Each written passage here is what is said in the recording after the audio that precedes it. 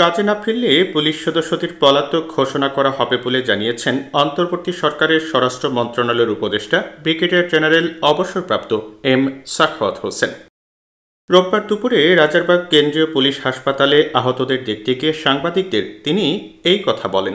আমরা একটা তারিখ দিয়ে দেব, এই তারিখের মধ্যে যদি না আসেন, শোনেন, এই তারিখের ভিতরে যদি যে পুলিশ সদস্যরা যদি না আসেন, আমরা ধরে নেব দে আর ডেজার্টার।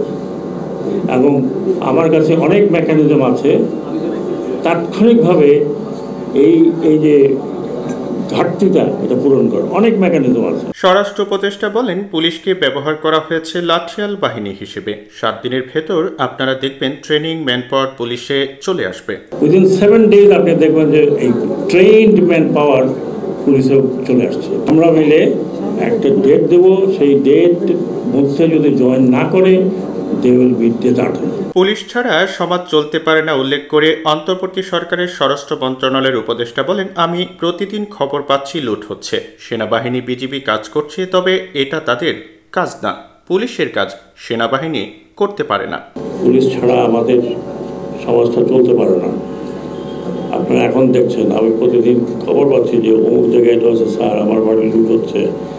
তারপরে কী করবো, কিছু করার নেই, আমি শুনে যেতে পারি। সেনাবাহিনীকে বলছি তারা বেরোয় আছে, বিজিবি বেরোয় আছে, কিন্তু এটা তাদের কাজ না।